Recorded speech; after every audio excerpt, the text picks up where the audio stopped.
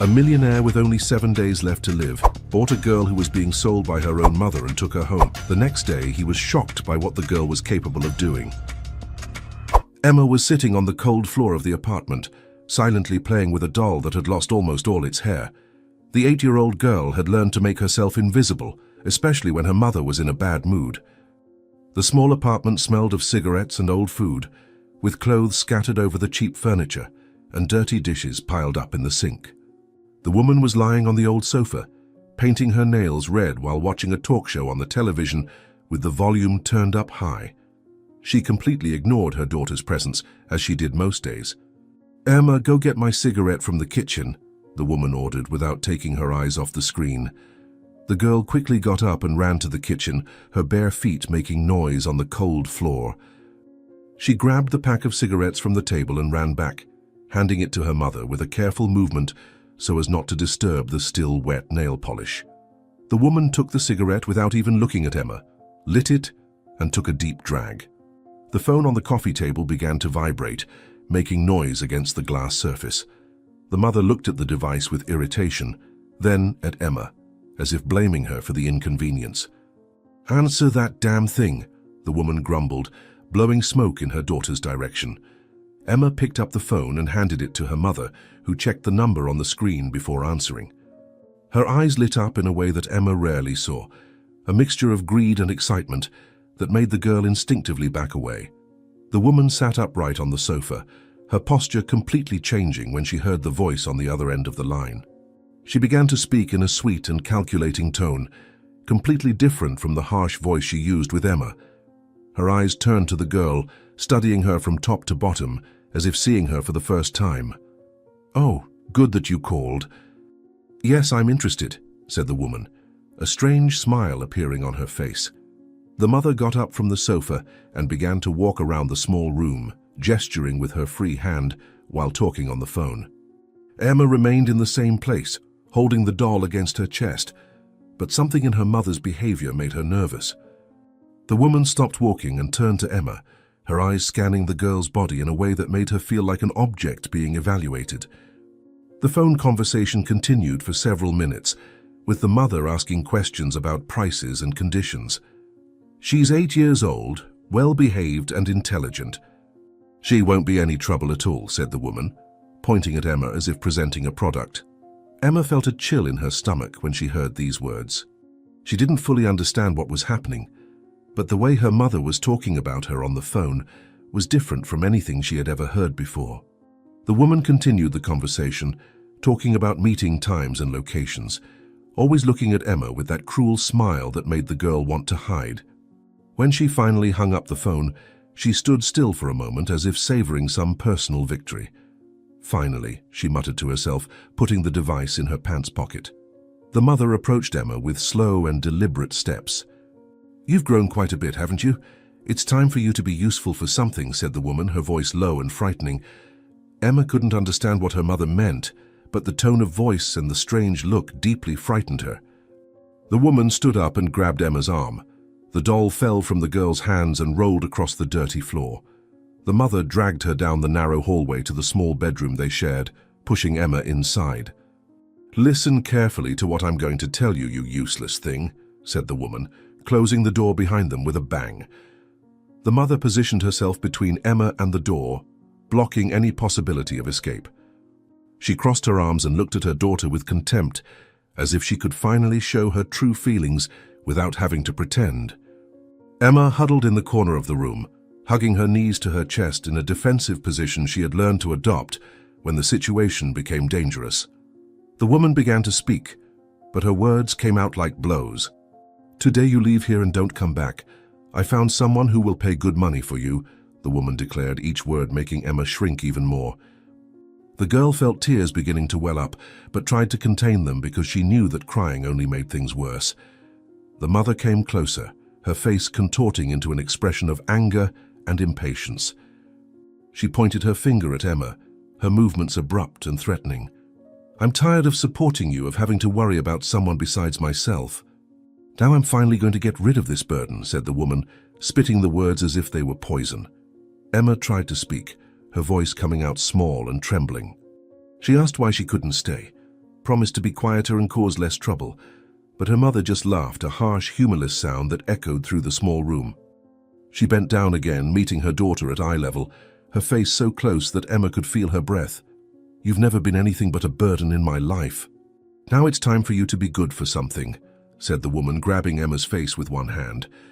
The mother stood up and began rummaging through the cheap wardrobe, throwing Emma's few clothes on the floor without any care.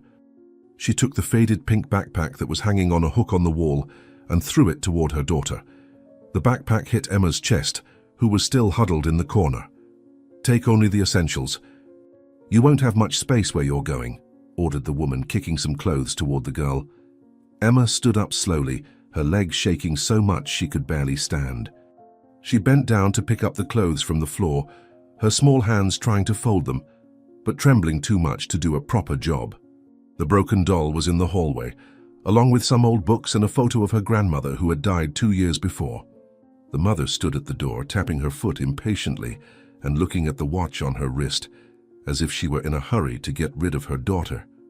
"If you do anything to ruin my business, you'll regret it for the rest of your miserable life," threatened the woman, her voice loaded with cruelty. Meanwhile, on the other side of town, William Thompson was standing in front of the bathroom mirror in his bedroom. The 58-year-old businessman was adjusting his tie for the third time, his hands slightly trembling beyond his control. He had woken up again during the night with chest pains, a sensation that was becoming increasingly frequent and intense. The reflection in the mirror showed a still imposing man, with well-combed grey hair and a trimmed beard, but there was something in his eyes that betrayed the fear he was trying to hide. "There's just work stress," he muttered to himself, but his own voice sounded unconvincing. William took the medicine bottle from the sink and took 2 heart pills, swallowing them with a sip of water. The cardiologist had scheduled an urgent appointment for that morning after the latest tests had shown concerning results. The businessman tried to convince himself that it was just a medical precaution, but the serious tone in the doctor's voice during the call had made it clear that something was seriously wrong. He took the jacket from the hanger and put it on with automatic movements, checking if his wallet and keys were in the right pockets. "Whatever it is, I can handle it," he said, trying to regain the confidence that had taken him to the top of the business world. The journey to the office was made in silence, with William observing the city through the car window. He had built an empire over decades of hard work, but in recent weeks it felt as if his own body was rebelling against him. The chest pains were accompanied by a constant fatigue that no amount of coffee could eliminate. When the driver stopped in front of the medical building, William took a deep breath before getting out of the vehicle. "I'll be back in an hour," he told the driver, trying to sound casual despite the anxiety growing in his chest. The cardiologist's waiting room was practically empty when William arrived. He sat down in a leather armchair and picked up a magazine, but couldn't concentrate on the words printed on the page. His eyes wandered around the room, noticing the diplomas on the wall, the well-kept plants, the environment carefully planned to convey tranquility. But none of this could calm the nervousness growing inside him. The secretary called his name, and William stood up, smoothing his jacket in an attempt to maintain his composure. "The doctor is waiting for you," she said, opening the door that led to the office. The cardiologist was sitting behind a desk full of tests and x-rays when William entered. The doctor, a middle-aged man with decades of experience etched on his tired face, looked up from the papers and gestured for William to settle into the chair in front of the desk. The images of William's heart were spread across the surface like cards from a macabre deck. The businessman sat down, maintaining the upright posture he had perfected in thousands of business meetings, but his eyes betrayed the anxiety he was trying to hide. "Doctor, from your serious expression, I imagine the results aren't exactly encouraging," said William, trying to break the heavy silence that hung in the air. The doctor sighed deeply before picking up one of the x-rays and positioning it against the illuminated light box. The image revealed a dramatically enlarged heart, with dark areas that looked like black holes where the heart muscle had stopped working. He rose from his chair and pointed to different parts of the x-ray, explaining with technical terms that William struggled to understand. The words dilated cardiomyopathy and terminal heart failure echoed through the office like a death sentence. "Mr. Thompson, I need to be completely honest with you. Your heart is functioning at less than 20% of its normal capacity, said the doctor, each word hanging in the air like molten lead. William felt as if the floor had disappeared beneath his feet. He clutched the arms of the chair, trying to maintain his balance while processing the devastating information. The doctor continued explaining about the impossibility of curative treatments, about how the condition had progressed beyond any point of return. The words reached William's ears like distant echoes, mixed with the sound of his own heart beating irregularly inside his chest. "Doctor, how much time do I have?" asked William, his voice coming out weaker than he intended. The cardiologist removed his glasses and cleaned them slowly, clearly procrastinating the moment of giving the answer that no doctor likes to give.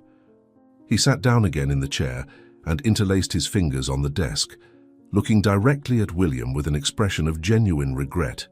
The room fell silent for a few seconds that seemed eternal, only the muffled sound of the air conditioner filling the space between them.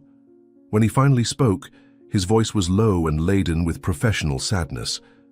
"Based on all the exams and the progression of the disease, I believe you have at most 1 week to live," declared the doctor, each word echoing in the office like an exploding bomb.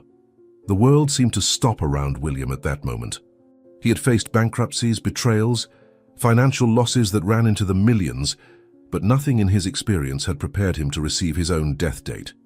The doctor continued talking about palliative medications and comfort care, but William could no longer process the information. He rose from the chair mechanically, his movements automatic, like those of a programmed robot. "Is there no possibility of a transplant or experimental treatment?" he asked, clinging to any hope that might exist. The doctor shook his head negatively, explaining that William's age and the critical state of his heart placed him outside any transplant list. Even if a compatible organ appeared, which would be a statistical miracle, his body would probably not withstand such a complex surgery. William listened to everything in silence, feeling as if he were watching someone else's consultation. He picked up the jacket that was hanging on the back of the chair and put it on with the automatic elegance developed over decades. "Doctor, are you absolutely certain that there is nothing more that can be done?" insisted William, his voice beginning to tremble for the first time. When William left the office, his legs seemed to be made of cotton. He dismissed the driver who was waiting for him and decided to walk through the streets of downtown, needing time to process the death sentence he had just received. The afternoon was sunny, and people passed by him hurriedly, living their normal lives, not knowing they were walking beside a man who had just discovered he had only 1 week to live. William sat on a bench in the central square, putting his head in his hands as he tried to make sense of the situation. 1 week, just 1 week, he repeated, feeling the weight of reality fall on him like an avalanche. It was in this moment of total despair that William raised his eyes and saw a scene that made him momentarily forget his own tragedy. On the other side of the square, near a large tree, a woman was gesturing animatedly while talking to a well-dressed man. Between them was a small girl who was clearly trying to move away from the situation, her eyes revealing fear and confusion. William rose from the bench, feeling a protective instinct that he didn't know still existed within him. "What's happening over there?" he muttered, beginning to walk in the direction of the group. As he approached, William could hear fragments of the conversation that confirmed his worst fears. The woman was negotiating with the man, talking about the girl as if she were a product for sale. She gestured toward Emma, highlighting her qualities such as obedience and intelligence. The man was asking questions about age and health, examining the child from top to bottom as if evaluating cattle at an auction. "She's 8 years old and very obedient." "It won't be any trouble," said the woman, pushing Emma toward the buyer. Emma remained silent, but silent tears streamed down her cheeks as she desperately looked around for salvation that seemed not to exist. Her mother held her arm firmly, preventing any attempt to escape. William felt anger growing in his chest, an indignation that made him temporarily forget his own desperate situation. He quickened his pace, ignoring the pain in his chest that began to intensify with the physical and emotional effort. "She can read and write better than many older children. It's a good deal," insisted the woman, her voice laden with a cruelty that made William clench his fists. The man took a stack of bills from his wallet and began counting them, as if he were buying any ordinary object. William could no longer contain himself in the face of that repugnant scene. He approached the group with determined steps, his immediate presence causing everyone to turn toward him with expressions of surprise and nervousness. The woman tried to hide the bills behind her back in a futile gesture, while the buyer took a few steps backward. "Excuse the interruption, but may I know exactly what is happening here?" asked William, his voice carrying all the authority he had developed through decades of business leadership. The woman stammered some confused explanations about looking for a better family for her daughter, but her body language betrayed that she was involved in something completely illegal. The man took advantage of the distraction to discreetly move away, disappearing among the trees in the square like a rat fleeing from light.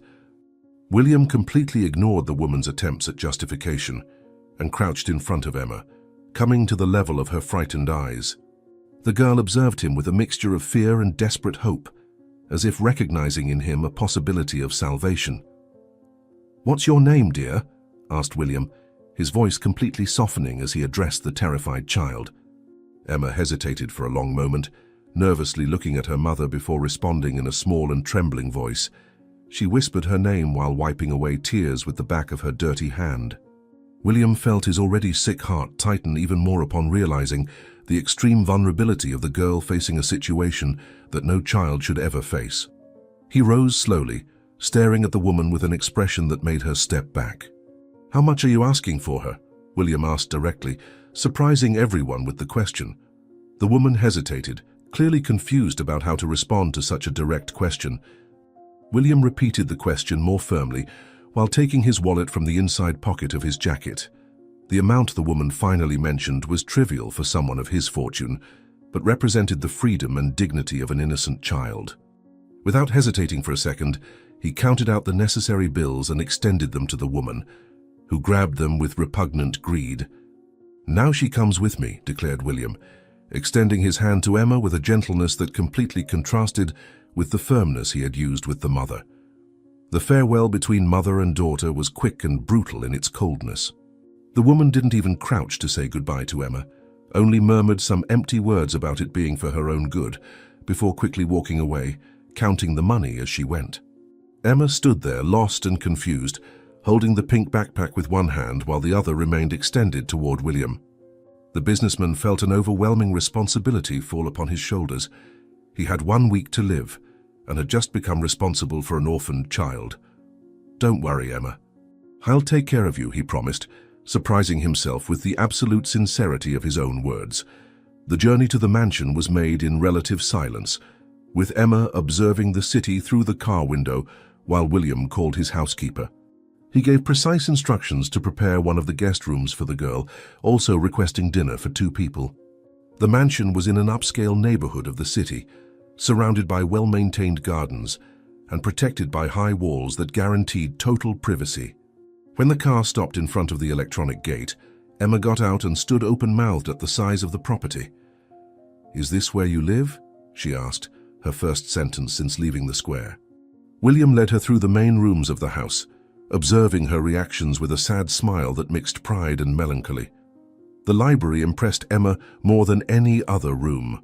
She ran to the tall bookshelves and touched the books as if they were rare treasures. William realized how that child was bringing life to a house that for years had been just a silent and lonely place. When he showed her the room that would be hers, with a comfortable bed and window overlooking the garden, Emma remained silent for a long moment. "This will be your room while you are here with me," said William, trying to sound casual despite the gravity of the situation. During dinner, William observed how Emma behaved at the table with impressive manners for someone who had just come from such a precarious situation. She ate slowly, savoring each bite, as if she wasn't sure when the next complete meal would be. The conversation flowed naturally, with Emma asking intelligent questions about the house and William's life. When she mentioned her fascination with medical shows and her dream of becoming a doctor, William was impressed with the knowledge she demonstrated about procedures and anatomy. "I always wanted to help people who are sick," said Emma, her eyes shining with a determination that deeply touched William's already fragile heart. When it was time for Emma to go to bed, William accompanied her to the room and stood at the door watching as she settled among the soft pillows. The girl thanked him for his kindness with a maturity that was both touching and sad. But before he left, Emma asked a question that caught him completely off guard. "Are you sad about something? You seem worried," she said, her large eyes fixed on his face with perception beyond her years. William hesitated for a moment, debating internally whether he should be honest with a child about his condition. He decided not to lie completely, but also not to reveal the whole truth. He explained that he was going through a difficult time in his life, but that having her there was making him feel better. Emma nodded as if she understood perfectly, demonstrating impressive emotional wisdom. "I was sad too before, but now I feel safer," she said, pulling the blanket up to her chin. William spent the night in the library, but couldn't concentrate on absolutely anything. The chest pain was becoming more constant and intense, cruelly reminding him of the death sentence he had received. He thought about how Emma had changed his perspective in just a few hours, bringing a light to his existence that he didn't even know was missing, but it also dramatically increased his anxiety about the girl's future. "What will happen to her when I die?" he murmured to himself, feeling the crushing weight of the responsibility he had assumed. The next day, William woke up with the chest pain more intense than ever. The medications seemed to be losing effectiveness, and he knew time was running out quickly. When he went down for breakfast, he found Emma in the kitchen chatting animatedly with the housekeeper about recipes and ingredients. The girl's energy contrasted drastically with William's deteriorating state, who needed to lean on the doorframe to keep his balance. "Good morning." "I'm learning to make pancakes," said Emma, running to hug him with the natural enthusiasm of childhood. They spent the morning together, but William noticed that he needed to rest with increasing frequency. During lunch in the dining room, Emma commented on a heart transplant program she had watched on television. William almost choked on his food upon hearing the comment, his eyes widening as the girl continued talking about the complexity of heart surgeries. She described medical procedures with impressive precision, demonstrating knowledge that went far beyond what was expected for her age. "It must be very difficult to replace a person's heart," said Emma, having no idea how her words hit William like daggers. In the afternoon, while they were in the library, William felt a particularly strong twinge in his chest. He tried to disguise it, but Emma was paying attention to all his movements. The girl had developed a genuine affection for him in just 2 days, and her childlike intuition could perceive that something was seriously wrong. They were reading together when William felt the pain intensify dramatically. He instinctively brought his hand to his chest, trying to relieve the unbearable pressure he felt. "What's happening? Are you okay?" asked Emma, dropping the book and approaching him with evident concern. William tried to reassure her, but his voice came out weak and shaky. The pain was spreading to his left arm, a sign that he recognized from the medical shows he watched.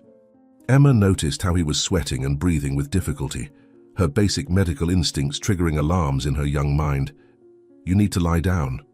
"I'll get you a glass of water," she said, rushing to the kitchen with a determination that impressed William even through the pain.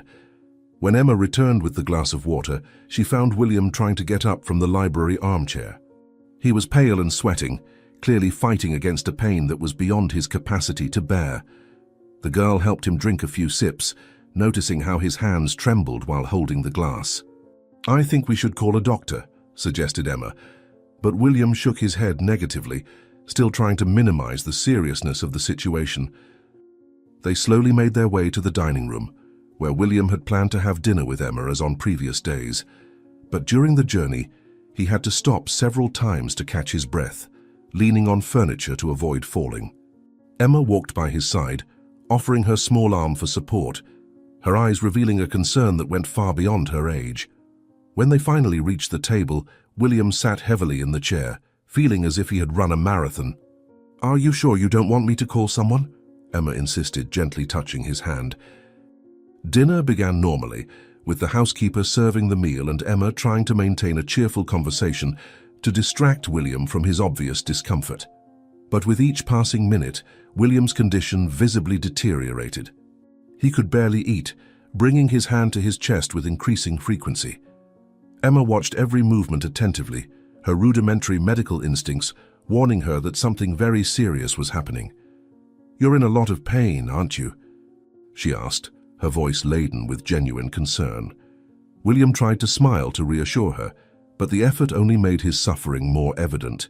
The pain was becoming unbearable, radiating through his chest and down his left arm.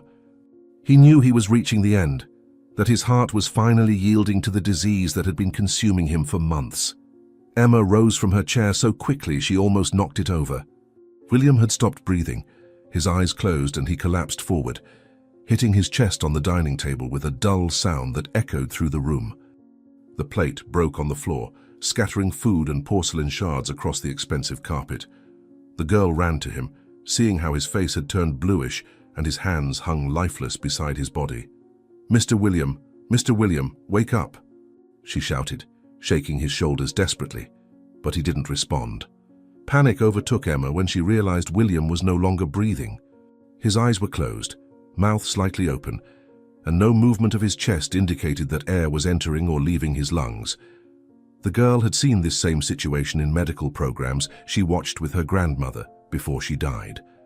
Her small hands trembled as she tried to remember everything she had learned about first aid. "No, it can't be like this. I won't let you die," said Emma, her tears beginning to run down her face as she positioned herself beside William. With a strength she didn't know she possessed, Emma managed to help William slip from the chair to the dining room floor. She knelt beside him, placed both hands overlapping in the center of his chest, exactly as she had seen in the medical programs. Her hands were too small, but she pressed with all the weight of her body, counting aloud as she had learned. The first compression was weak, but Emma adjusted her position and tried again. 1, 2, 3, 4, she counted, her tears dripping onto William's motionless face as she did the compressions. The housekeeper appeared at the dining room door and screamed upon seeing the scene. Emma didn't even look at her, completely focused on compressing William's chest. She had watched a program where they explained that 30 compressions were needed, followed by 2 breaths, so she continued counting aloud. Her hands began to hurt, but she didn't stop for even a second. The housekeeper ran to get the phone and call the medical emergency. 28, 29, 30, said Emma as she had learned. Her small hands pressed his chest with all the strength she could gather. Sweat ran down her face mixed with tears, but she didn't stop counting and compressing. With each passing minute, Emma felt the despair grow, but she refused to give up.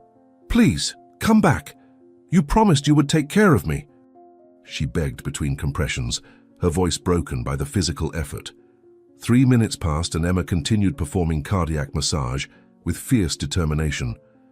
Her hands were red and painful, her arms trembled from exhaustion, but she did not slow the rhythm of compressions. The housekeeper came back running, saying that the ambulance was on its way, but Emma barely registered the words. She was completely focused on keeping blood circulating in William's body until professional help arrived.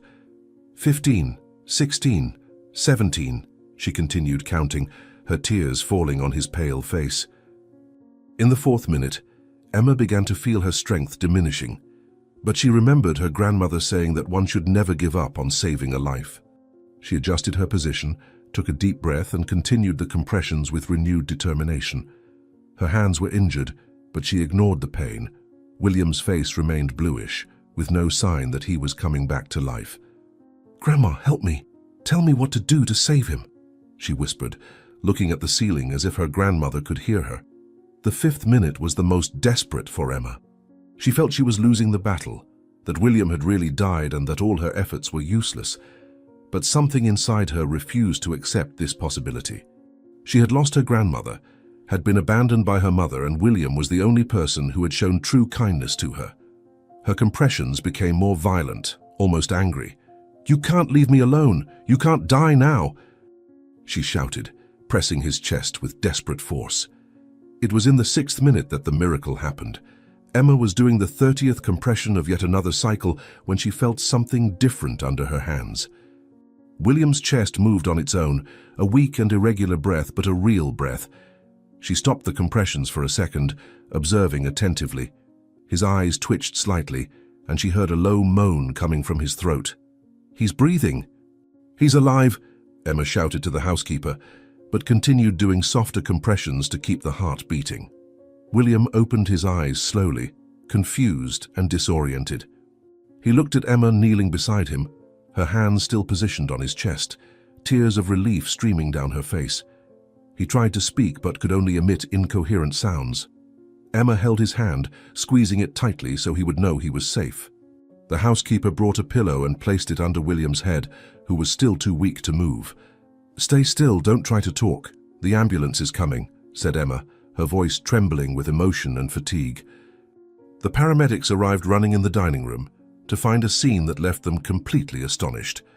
An 8-year-old girl was kneeling beside an adult man, holding his hand as he breathed weakly on the floor. Emma had saved William's life with her own small hands, doing exactly what was necessary during the critical moments. The housekeeper told the responders everything that happened. The most experienced paramedic approached William, checked his vital signs and shook his head in admiration. "Girl, you just performed a miracle." "This man had a cardiac arrest and you brought him back," said the paramedic, preparing the oxygen equipment. While the paramedics worked, Emma remained at William's side, refusing to move away even when they said they needed space. She observed every movement of the professionals, noting how they checked the pressure, applied oxygen and prepared William for transport. One of the paramedics asked where she had learned to perform cardiac massage so well, and Emma explained about the medical program she watched with her grandmother. "My grandma always said that medical knowledge can save lives." "She was right," said Emma, still holding William's weak hand. The journey to the hospital was tense, with Emma sitting next to William in the ambulance. She held his hand while the paramedics monitored his vital signs, which remained unstable. William drifted in and out of consciousness, sometimes squeezing Emma's hand, other times remaining completely still. The girl talked to him constantly, telling him about things they had done together, trying to keep him awake and fighting. "Remember you said you'd like us to plant flowers? We can do that. They'll grow and be beautiful when you get better," Emma said, her voice being the only constant sound in the ambulance compartment. When they arrived at the hospital, an entire medical team was waiting at the emergency entrance. Emma had to let go of William's hand as doctors and nurses rushed him to a treatment room. She stood in the hallway, lost and frightened, watching through the glass window as the professionals worked feverishly. Machines were beeping, people were running back and forth, and William remained motionless on the stretcher. "He's going to be okay, isn't he? I managed to save him," Emma asked a passing nurse, but the woman just smiled sadly without answering. Hours passed before a doctor came out of the emergency room and approached Emma. She was sitting in a small corridor chair, nervously swinging her legs and biting her nails. The doctor crouched in front of her, his expression grave but gentle. He explained that William had suffered a very serious cardiac arrest and that thanks to the massage she had performed, his heart started working again. But the heart was severely damaged and they didn't know if he would survive for long. "Doctor, how much time does he have? Will he get better?" asked Emma, her big eyes full of hope and fear. The doctor hesitated before answering, clearly thinking about how to explain such a serious situation to a child. He said that William was stable at the moment, but his heart was very sick. The next 18 to 24 hours would be crucial in determining whether he would survive or not. Emma listened to everything in silence, trying to process information that was too complex for her age. "Can I stay with him? He needs to know I'm here," said Emma, rising from the chair with determination. The doctor allowed Emma to visit William in the hospital room where he had been admitted. He was connected to several machines that monitored his heart, breathing, and other vital signs. Tubes came out of his arms, an oximeter was attached to his finger, and the constant sound of monitors filled the room. Emma approached the bed slowly, impressed by the amount of equipment, but relieved to see that William was breathing. "I'm here." "You're safe now," she whispered, gently touching his hand. William slowly opened his eyes when he heard Emma's voice. He tried to smile, but was too weak to make any significant movement. He whispered an almost inaudible thank you, acknowledging that Emma had saved his life. The girl pulled a chair close to the bed and sat down, determined not to leave his side. A nurse brought a blanket for Emma and said she could stay as there were no close relatives to accompany William. "I won't leave you alone. We're family now," said Emma, settling into the chair to spend the night at the hospital. During the night, Emma woke up every time the monitors beeped or when a doctor came in to check on William. She carefully observed all procedures, asking intelligent questions about medications and equipment. The professionals were impressed with her basic medical knowledge and her dedication to caring for William. She helped adjust his pillows, called the nurse when he seemed uncomfortable, and talked to him constantly to keep him conscious. "The doctor said you need to rest, but you also need to fight. I'll stay here helping you," said Emma, holding his hand throughout the night. The next morning, the cardiologist who had given William's initial diagnosis arrived at the hospital and was shocked to find him alive. He examined the tests and talked with the medical team that had provided care during the emergency.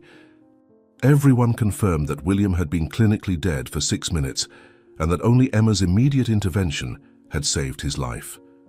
The doctor approached the bed where William was conscious, but very weak. "Mr. Thompson, you were very lucky. This girl is a guardian angel," said the cardiologist, looking at Emma with admiration. The doctor explained to William that his heart had completely stopped and that without Emma's cardiac massage, he would have died permanently. But the cardiac arrest had further damaged the already sick muscle, drastically reducing his chances of survival. He talked about the need for constant monitoring and how the next few hours would be decisive. William listened to everything in silence, squeezing Emma's hand with what little strength he had. "Doctor, be honest with me. How much time do I have now?" asked William, his voice weak but clear. The cardiologist sighed before answering, looking alternately at William and Emma. He explained that, considering the current state of the heart and the damage caused by the cardiac arrest, William probably had between 18 and 24 hours to live. Each passing hour would be a miracle, and they would do everything possible to keep him comfortable. Emma listened to everything without fully understanding the gravity, but perceiving from the adult's expressions that the situation was very serious. "But he's better now, isn't he?" "I saved him," said Emma, looking at the doctor for confirmation. During the day, Emma stayed by William's side, helping the nurses and talking to him about their memories of the last moments together. He tried to talk about her future, about arrangements he needed to make, but Emma always changed the subject. "You don't need to worry about these things now. You just need to get better," she would say, arranging the pillows behind his head.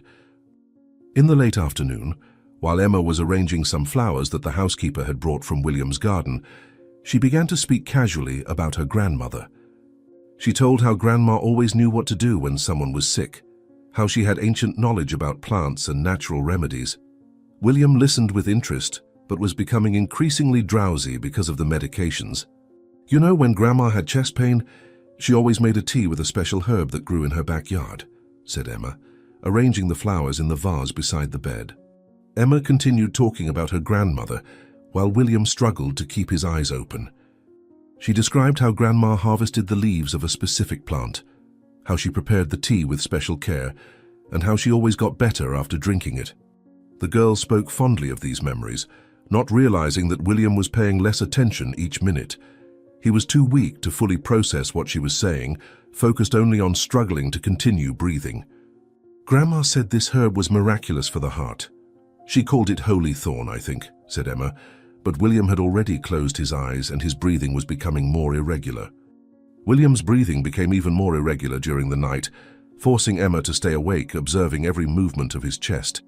The monitors emitted intermittent sounds that made her nervous, but she didn't know exactly what they meant. A nurse entered the room silently to check the equipment and shook her head with concern when she saw the numbers on the screen. William opened his eyes with effort when he felt Emma holding his hand, and for the first time since they arrived at the hospital, he seemed completely lucid. "Emma, I need to talk to you about some important things. Can you call that doctor who was here yesterday?" said William, his voice weak but determined. Emma ran down the hospital corridor until she found the cardiologist who had been caring for William. She pulled him by the sleeve of his coat, explaining that William wanted to speak with him urgently. The doctor followed her to the room where he found William trying to sit up in bed despite his extreme weakness.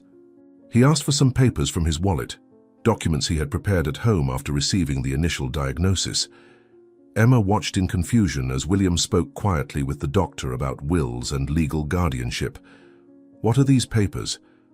Why are you saying these strange things?" asked Emma, feeling a tightness in her chest that she couldn't explain. William extended his weak arms to Emma, asking her to come closer to the bed. When she came near, he held her small hands between his, trying to find appropriate words to explain an impossible situation to a child. His eyes were watery, but he struggled to maintain composure as he spoke. He explained that he was very sick and might not get better, that he had prepared some documents to ensure she would be safe if something happened to him. Emma shook her head vigorously, refusing to accept what she was hearing. "No! You can't talk like that. I saved you yesterday, remember? You're going to get better," she protested, her tears beginning to flow. With trembling hands, William took a sealed envelope that was on the bedside table and handed it to Emma. He explained that inside was a special letter for her, along with the adoption documents that were already signed. Even though they had only known each other for a few days, William had decided to officially adopt her so that she would have a real family. Emma held the envelope against her chest, but refused to open it because that would mean accepting that William might die. "I don't want to read this now. You'll get better and can give it to me personally when we're home," said Emma, placing the envelope under the pillow. William tried to explain to Emma about the inheritance he was leaving her, about the house that would be hers, about the money that would guarantee her medical studies. He had spoken with the lawyer from the hospital, arranging everything so that she would have the best possible future. But Emma covered her ears with her hands, refusing to listen to any word about death or goodbyes. She climbed onto the chair next to the bed and adjusted William's pillows as if by taking care of him she could keep him alive forever. "Stop saying these sad things. You promised we would plant more flowers together," said Emma, her voice breaking with emotion. At that moment, the monitors began to emit a different sound, more acute and constant. William felt a searing pain in his chest, much worse than all the previous ones, as if someone was squeezing his heart with an iron fist.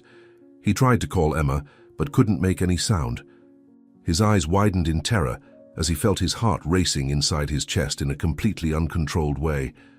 Emma immediately realized something was terribly wrong and ran to press the emergency button. "Help! Someone come quickly!" "He's getting sick again," she shouted, holding William's hand as he struggled to breathe. The medical team invaded the room in seconds, pushing Emma into the corner as they worked feverishly around William. The cardiologist looked at the monitors, and his expression became grave. He knew exactly what was happening. William's heart had gone into ventricular fibrillation, a chaotic and deadly rhythm that prevented blood from circulating properly. The nurses prepared the defibrillator, while the doctor tried to stabilize him with intravenous medications. "It's ventricular fibrillation. Prepare for shock. Get the girl out of here," ordered the cardiologist, but Emma refused to leave. Emma was practically carried out of the room by a nurse, while the medical team fought to save William. She stayed glued to the glass window, watching in horror as they placed paddles on his chest and applied electric shocks.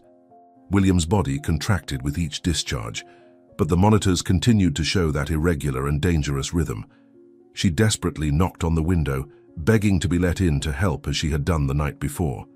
"Please, let me help. I know how to save him.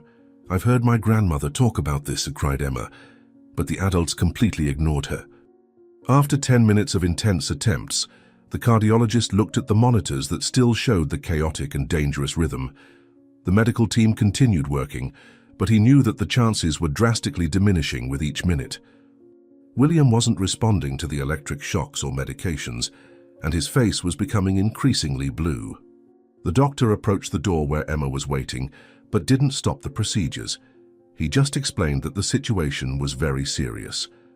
"Emma, dear, we're doing everything we can, but his heart isn't responding to treatment," said the doctor, immediately returning to continue the resuscitation attempts.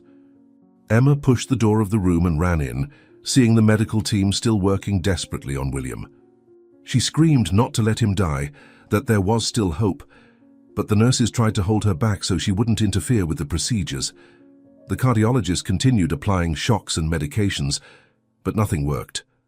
It was in this moment of total despair that Emma remembered her grandmother's words about the holy thorn. "Wait, I know of a medicine that can help. My grandmother used a special plant for the heart," shouted Emma, but the doctors were too concentrated to pay attention to her words. A nurse managed to get Emma out of the room while the medical team continued the emergency procedures. Emma stayed glued to the glass window, seeing how they wouldn't stop trying to save William. It was then that she decided to act. She couldn't just stand there while William died. She remembered exactly how her grandmother prepared the holy thorn tea and knew she had to try. "I'm going to get Grandma's medicine.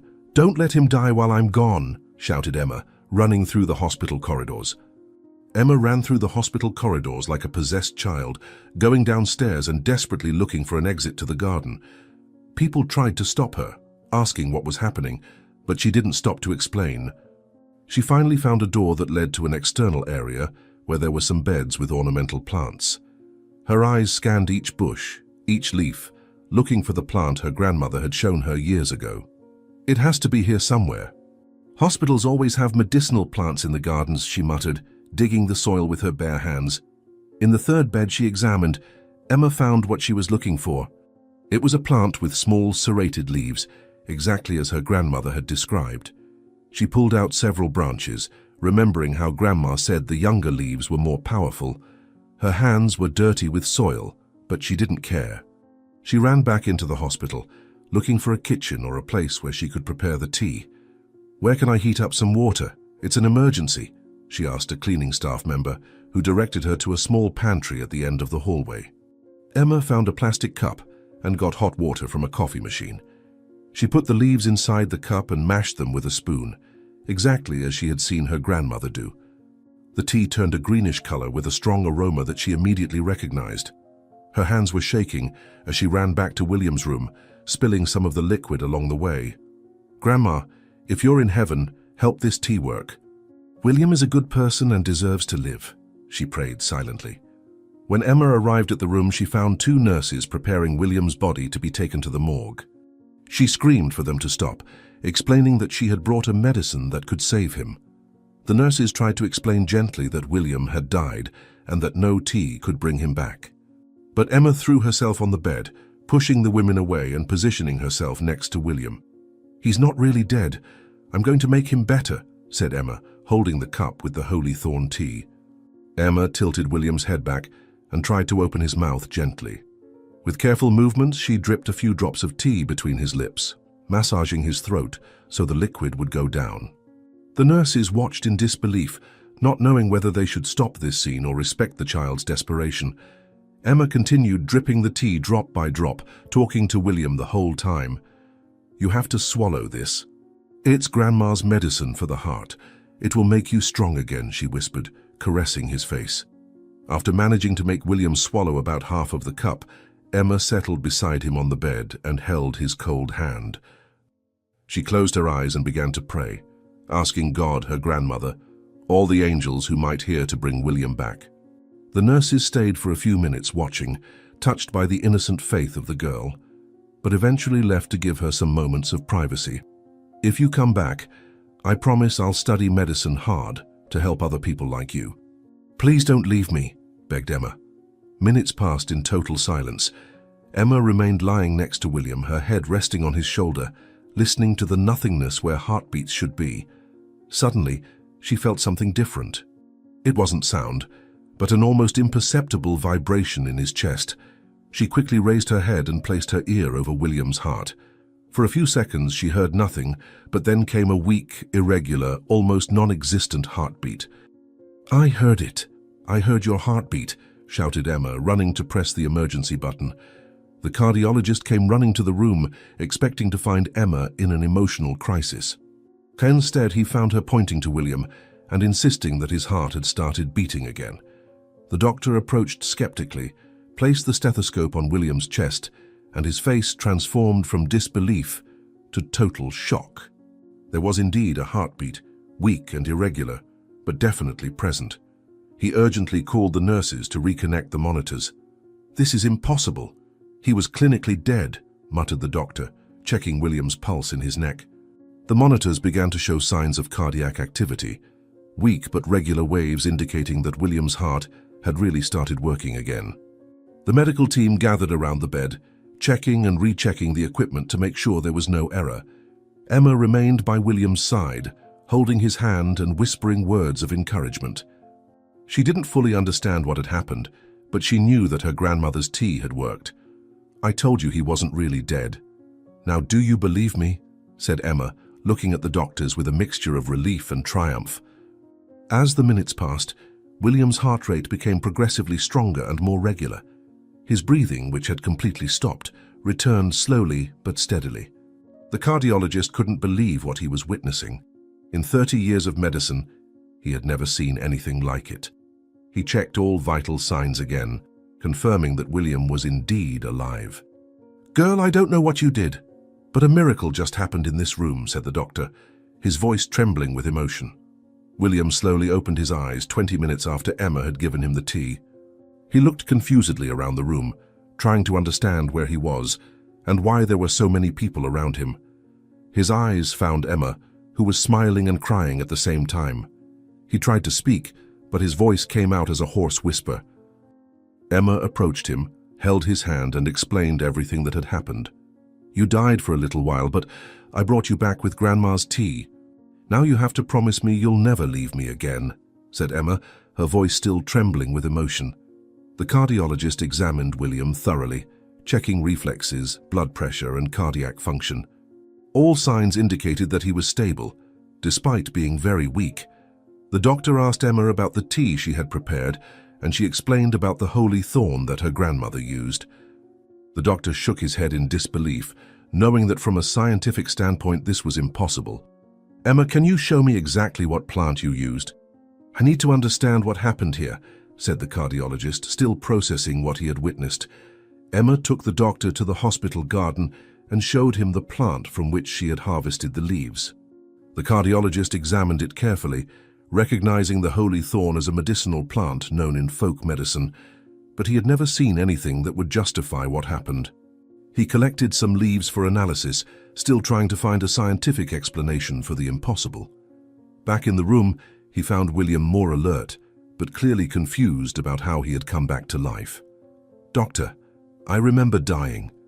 How is it possible that I'm here talking to you?" asked William, his voice stronger. The following hours were of intensive observation. William remained stable, but the cardiologist and the entire medical team were deeply disturbed by the inexplicable recovery.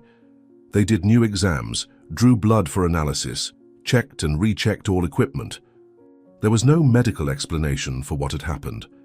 Emma remained by William's side, telling him about every moment of the past few days. "The doctors find it very strange that you came back. They don't believe in the power of Grandma's tea," said Emma, still holding the empty cup. The cardiologist called colleagues from other hospitals, describing the case and asking for opinions. Everyone agreed that it was very unusual. People rarely recover from such prolonged cardiac arrests, especially with such serious heart problems. He returned to the room where William was being monitored, his gaze alternating between disbelief and suspicion. There was something about that situation that he couldn't fully understand, something that raised questions about the entire sequence of events. "Mr. Thompson, I'll be frank with you. What happened here today is very unusual. Your recovery defies our medical expectations," said the doctor, his voice laden with perplexity. William looked at Emma, who was arranging the flowers that had remained from the previous day. He knew that she had saved his life twice in less than 48 hours, first with cardiac massage, and now with that mysterious tea. But he also perceived from the doctor's expressions that they didn't fully understand what had happened. There was a growing suspicion in the eyes of the medical team, as if they suspected there was something more behind that miraculous recovery. "Emma, you are truly special. But I have the feeling that our journey is not over yet," said William, squeezing her hand as he watched the doctors whispering in the hallway. "Doctor." Wilson entered William's room the next morning with a grim expression that immediately made Emma nervous. The hospital's chief physician was a tall, thin man, with decades of experience etched onto his severe face. He formally greeted William, but his eyes remained fixed on Emma as she arranged the flowers in the vase. Behind him came a well-dressed man whom Emma had never seen before, wearing an expensive suit and carrying a leather briefcase. William frowned as he recognized the unexpected visitor. "Cousin Charles, what are you doing here? We haven't spoken in years," said William, trying to sit up better in bed despite his weakness. Charles Thompson approached the bed with a fake smile that didn't reach his eyes. He was a few years younger than William, had always envied his cousin's fortune, and had spent years waiting for an opportunity to claim part of the family inheritance. His calculating eyes alternated between William, debilitated in bed, and Emma, who continued tending to the flowers without noticing the growing tension in the room. Charles greeted William with exaggerated coldness, asking about his health in a way that sounded more like an investigation than genuine concern. "I heard you had some serious health problems, cousin." "I came as soon as I heard the news," said Charles, but his voice carried no real concern. Emma immediately noticed there was something strange about these two men. Dr. Wilson observed her with an intensity that made her uncomfortable, while William's cousin asked questions about her in a disguised manner. She continued arranging the flowers, but paid attention to every word of the conversation.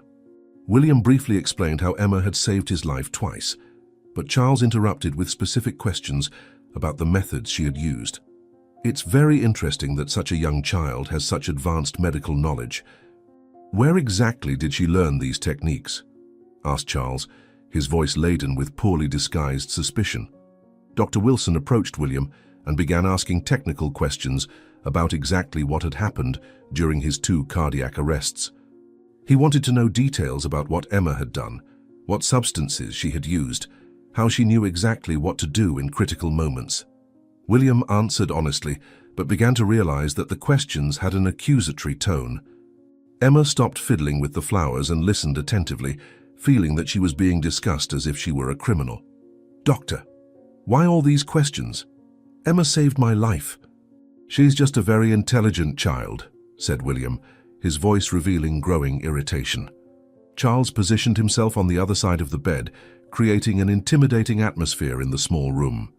He began making insinuations about the convenience of the moments when William had almost died, always with Emma present to save him. His words were carefully chosen to plant seeds of doubt about the girl's motivations. Emma stood beside the bed holding William's hand, feeling that something very bad was about to happen.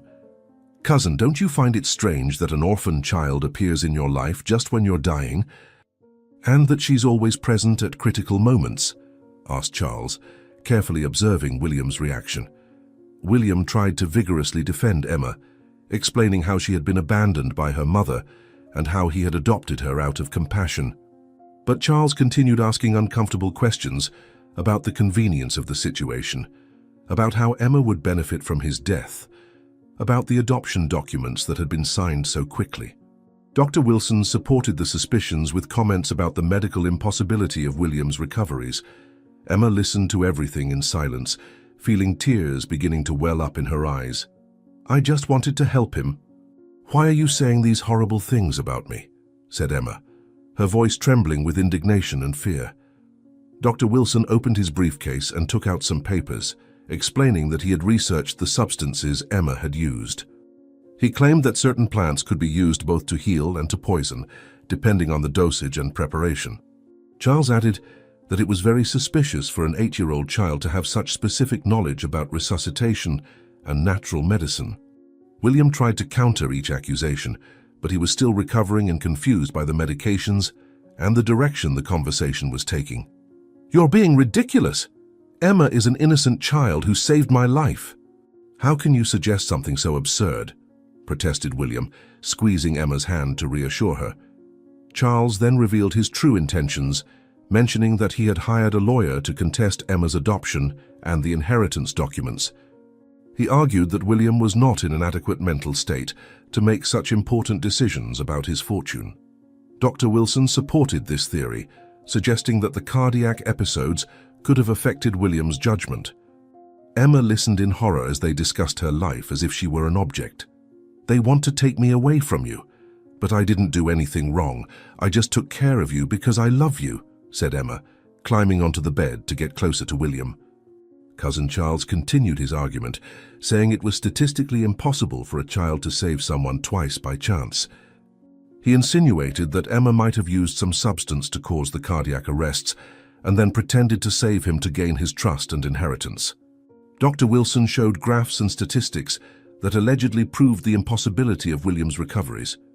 Emma didn't understand all the medical terms, but realized they were building a case against her. "That's a lie. My grandma taught me about medicinal plants. I would never hurt Mr. William," shouted Emma, her tears now flowing freely. William tried to get out of bed to defend Emma more vigorously, but the monitors started beeping when his heart raced due to the stress of the situation. Charles used this as additional evidence that Emma's presence was harming William's health. Dr. Wilson checked the monitors and suggested that Emma should be removed from the patient for his own good. The girl clung to William's arm, refusing to leave his side. "I won't go. He needs me." "You're the ones making him nervous with these lies," protested Emma, her voice becoming higher due to desperation. Dr. Wilson made a discreet signal to someone outside the room. Moments later, 2 nurses entered along with a man in a suit who identified himself as a police chief. Charles had previously contacted the authorities, presenting his suspicions about Emma and requesting a formal investigation.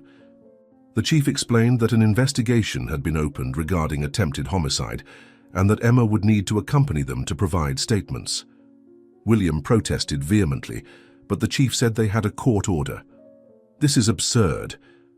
You can't take a child based on unfounded suspicions," shouted William, trying to get up despite his weakness. Emma hid behind William when she saw the policeman approaching. She didn't fully understand what was happening, but she knew they wanted to separate her from William. The chief tried to explain that she needed to go with them for clarification, but Emma refused to let go of William's hand. Charles observed the scene with poorly disguised satisfaction, while Dr. Wilson took notes on his clipboard. "I didn't do anything wrong. Please don't take me away from him. He'll get sick again without me," begged Emma, her words coming out between desperate sobs. The chief made another signal, and 2 uniformed police officers entered the hospital room. Their presence made the situation much more serious and intimidating. William tried to argue about his rights as Emma's legal guardian, but Charles presented documents contesting the validity of the adoption.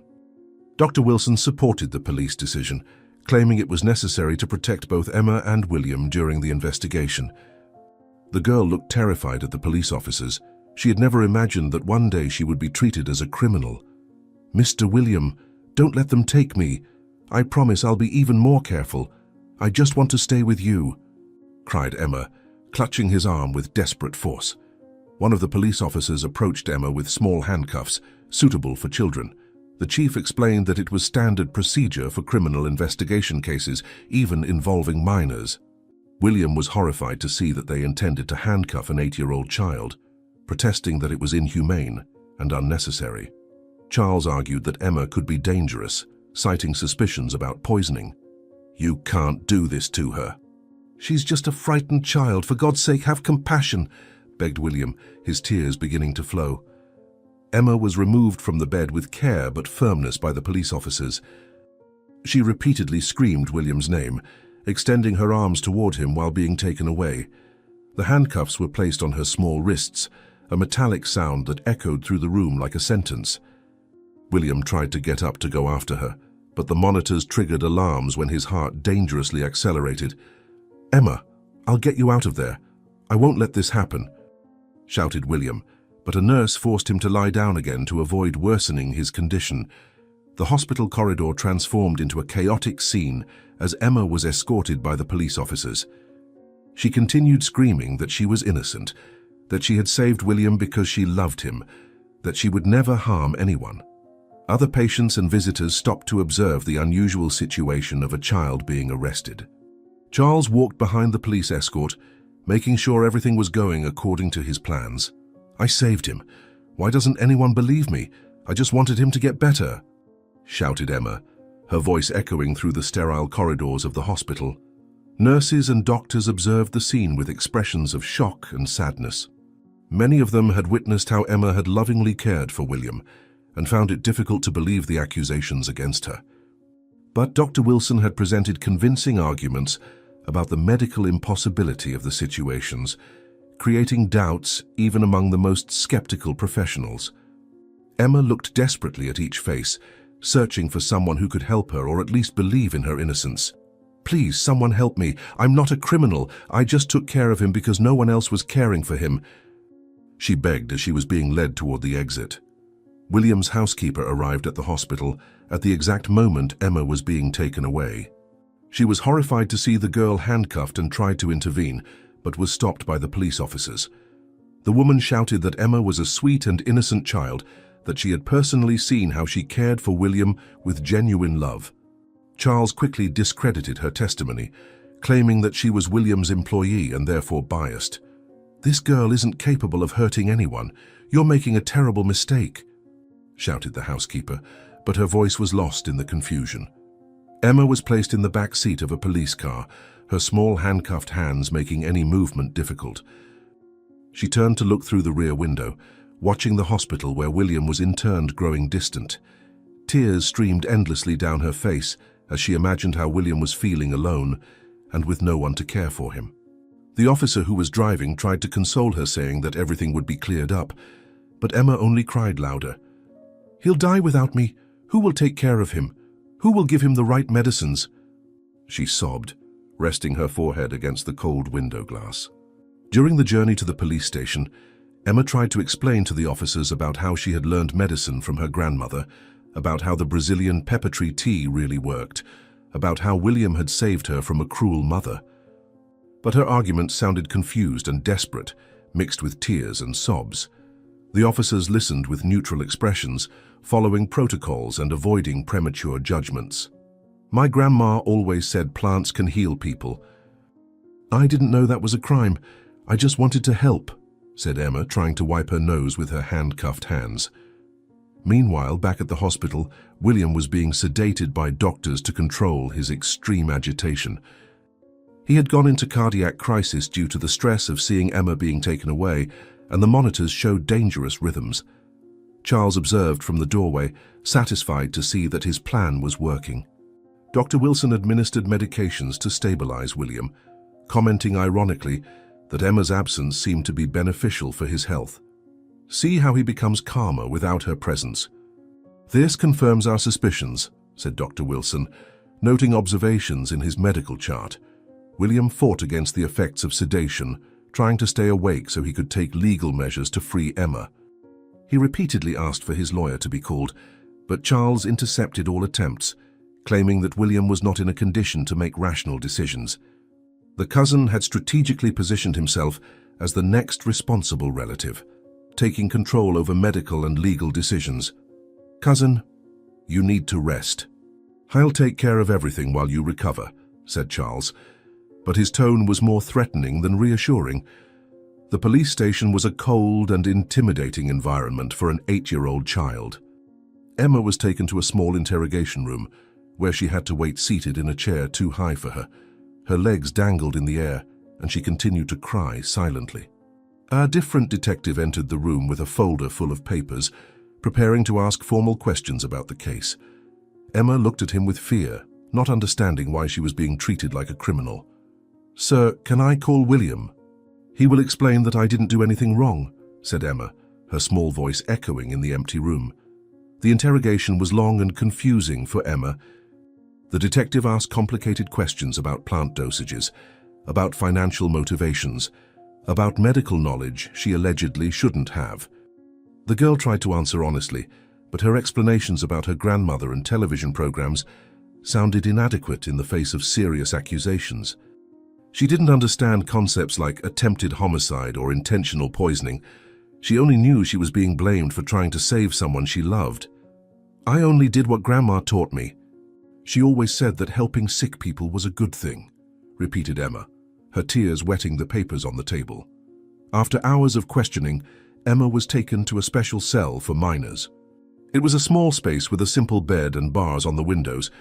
She sat in the corner of the bed, hugging her knees and crying silently. She had never imagined that trying to save someone's life could result in imprisonment. She constantly thought about William alone in the hospital, probably wondering why she had been taken away. "William, I'm so sorry. I just wanted you to get better. Now you're alone and I can't take care of you," she whispered to the empty cell walls. The night at the police station was the longest in Emma's life. She could barely sleep, worried about William and frightened by her own situation. Police station staff occasionally passed by to check if she was okay, but no one could answer her questions about when she could return to William. She kept imagining if he was taking the right medications, if someone was caring for him properly, if he knew she hadn't chosen to leave. "Please, God, take care of William while I can't be there. Don't let him get sick again, she prayed. Looking through the small barred window of the cell, William woke up in the hospital during the early morning with a mental clarity he hadn't felt in weeks. The effects of sedation had worn off, and his mind was working furiously trying to understand everything that had happened in the last few hours. He ripped the electrodes from his chest and sat on the edge of the bed, ignoring the alarms that began to sound. The image of Emma being taken away in handcuffs was branded in his memory like hot iron. His hands trembled with anger and determination as he searched for his clothes in the room's closet. "They took my daughter. I won't just stand here while she suffers for having saved me," he muttered, fighting against weakness to get dressed. A nurse rushed into the room upon hearing the monitor alarms, finding William trying to get up from the bed. She tried to convince him to lie down again, explaining that he was still very weak and that leaving the hospital could be fatal. William gently but firmly pushed her aside, explaining that he needed to get Emma from the police station. The nurse called the doctor on duty, who came running and positioned himself between William and the door. "Mr. Thompson, you cannot leave here. Your heart is still very unstable," the doctor protested, but William was already putting his jacket over his shoulders. William quickly negotiated with the medical team, insisting that he would leave with or without their authorization.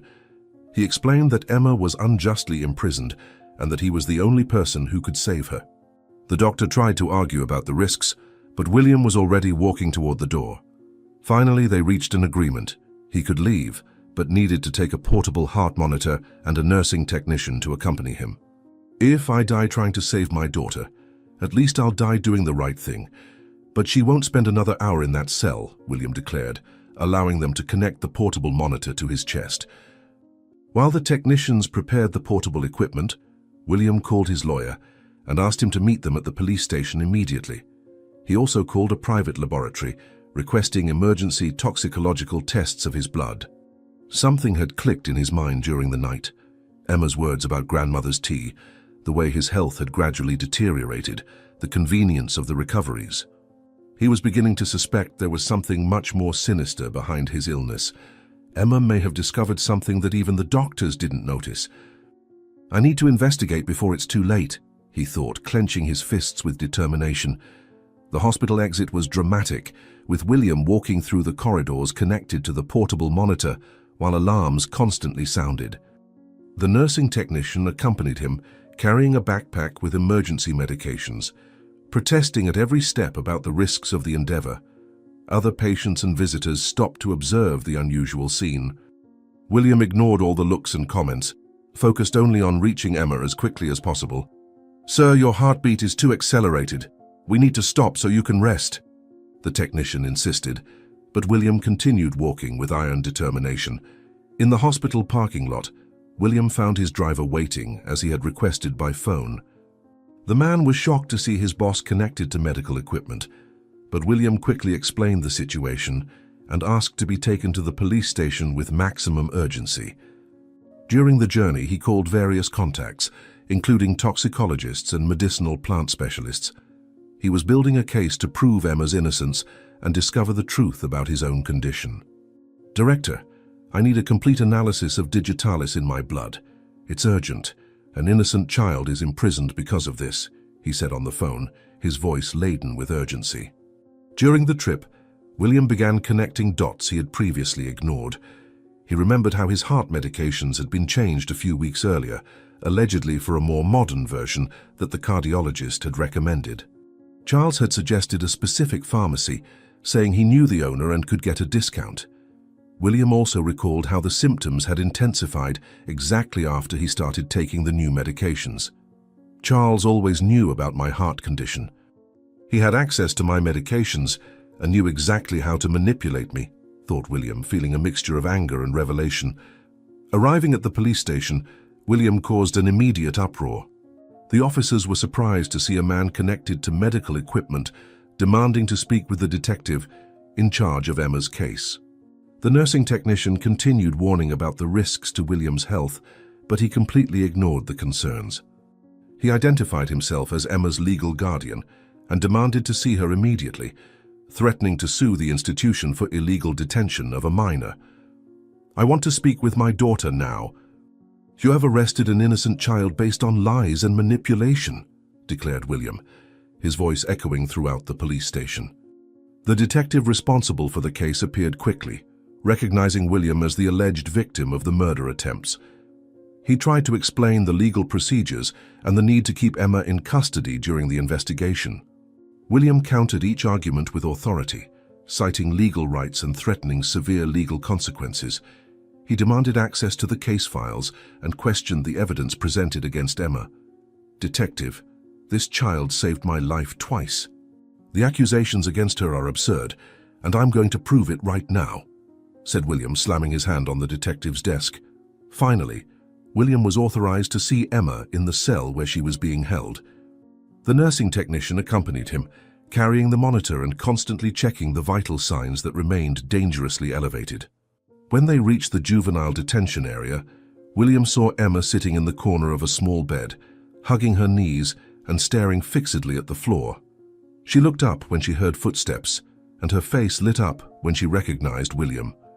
"William, you came to get me. I knew you wouldn't abandon me," she shouted, running to the cell bars. William knelt on the outside of the cell, taking Emma's small hands through the bars. She was pale and her eyes were red from crying, but she smiled through her tears upon seeing him. He apologized for not being able to prevent them from taking her, explaining that he had been sedated and couldn't react immediately. Emma shook her head, saying she understood and was just happy he was okay. "You're connected to those machines again. Is your heart bad again? I shouldn't have left the hospital," said Emma, concerned about William's condition. William reassured Emma, explaining that the monitor was just a precaution and that he was feeling better than he had in weeks. He then began to ask specific questions about the hawthorn tea she had prepared, asking for details about how her grandmother had taught her the preparation. Emma responded enthusiastically, happy to talk about her grandmother's lessons. She described the process meticulously, from harvesting the leaves to the infusion time. Grandma always said that hawthorn was special for heart poisons. She knew about plants that other doctors didn't know, said Emma, her eyes shining with memories of her grandmother. While talking with Emma, William mentally connected the information she provided with his own suspicions about poisoning. He remembered reading about digitalis in plants, about how they were used both as medicine and poison, depending on the dosage. The hawthorn that Emma had used could have acted as a natural antidote for digitalis poisoning. William felt a mixture of admiration and horror upon realizing that an 8-year-old child had detected and treated a poisoning that specialized doctors couldn't identify. "Emma, did your grandmother teach you about plants that can neutralize other poisons? About natural antidotes?" asked William, his voice trembling with emotion. Emma nodded vigorously, explaining that her grandmother had been a healer in a small town in the countryside before moving to the capital. She knew secrets about medicinal plants that had been passed down through generations.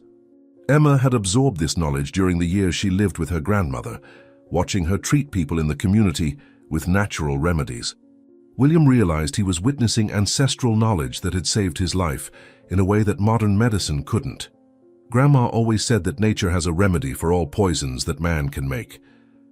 "I remembered that when I saw you so sick," said Emma, holding William's hand through the bars. William's lawyer arrived at the police station carrying a folder full of documents and accompanied by a private toxicologist. William quickly explained his suspicions about digitalis poisoning and asked for blood tests to be conducted immediately. The toxicologist took blood samples from William right there at the station, using portable equipment for preliminary analyses. While they waited for the results, the lawyer began to question the legality of Emma's arrest, arguing about violation of rights and lack of concrete evidence. "Doctor, I need quick results. A child's life and freedom depend on it," William told the toxicologist. In less than 30 minutes, the first results began to arrive. The toxicologist was impressed with the extremely high levels of digitalis in William's blood, concentrations that were well above normal therapeutic levels. He explained that those amounts were typical of severe poisoning, not regular medication. William felt a mixture of relief and fury upon having his suspicions confirmed. Emma listened to everything through the bars, not fully understanding the technical terms, but realizing that finally the truth was being revealed. The levels are 5 times above the normal therapeutic dose. This explains all the severe cardiac symptoms, declared the toxicologist, showing the results on the portable equipment. The police chief was called to hear the test results, accompanied by Dr. Wilson, who had arrived after being notified about developments in the case. The doctor tried to question the validity of tests conducted outside the hospital, but the toxicologist presented impeccable credentials and certified equipment.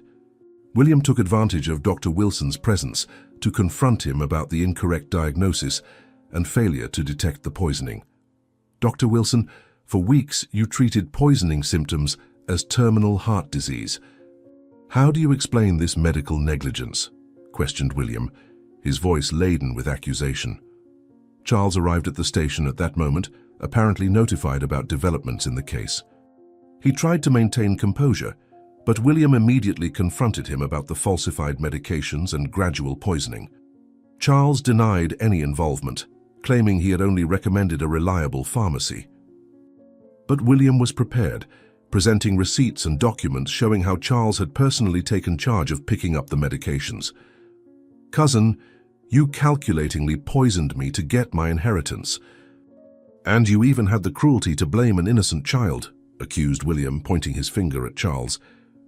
William's lawyer presented a detailed timeline showing how the cardiac symptoms had begun, exactly after William started taking the new medications that Charles had provided.